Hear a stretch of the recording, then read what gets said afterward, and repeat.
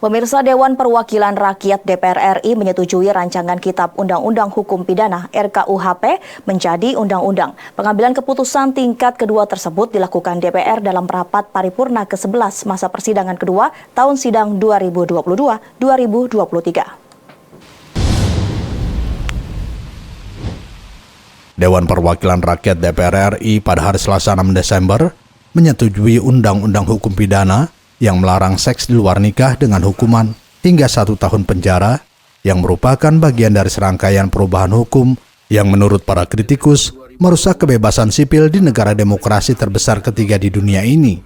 Untuk itu selanjutnya kami menanyakan kembali kepada seluruh peserta sidang, apakah rancangan undang-undang tentang Kitab Undang-Undang Hukum Pidana dapat disetujui untuk disahkan menjadi undang-undang.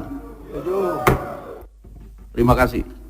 Undang-undang baru yang dinilai kontroversial yang berlaku untuk orang Indonesia dan orang asing ini juga mencakup larangan menghina presiden atau lembaga negara dan menyatakan pandangan yang bertentangan dengan ideologi negara. Perdebatan panjang ini kami mohon agar kita seluruh masyarakat, kami telah berupaya untuk mengakomodasi sebaik-baik mungkin apa menjadi perdebatan dan isu-isu penting yang menjadi perbedaan pendapat kita. Namun tentunya lah pada saatnya kita harus mengambil keputusan historis terhadap rancangan undang-undang KUHP ini untuk meninggalkan warisan hukum pidana kolonial Belanda.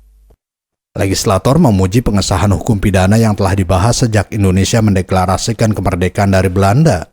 Persetujuan tersebut diberikan bahkan ketika kelompok bisnis memperingatkan hal itu dapat merusak citra Indonesia sebagai tujuan pariwisata dan investasi. Bagi negara yang sangat multikultur dan multi etnis untuk membuat kodifikasi hukum pidana yang bisa mengakomodasi semua berbagai kepentingan.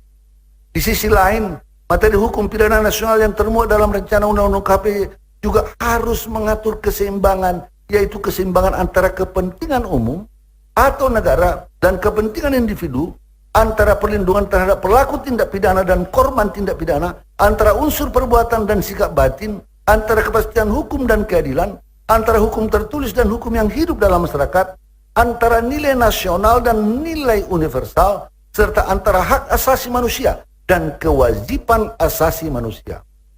Para penentang RUU tersebut telah menyoroti pasal-pasal yang menurut mereka regresif secara sosial dan akan mengekang kebebasan berbicara, serta mewakili kemunduran besar dalam memastikan dipertahankannya kebebasan demokrasi setelah jatuhnya Orde Baru pada tahun 1998. Nusantara TV melaporkan.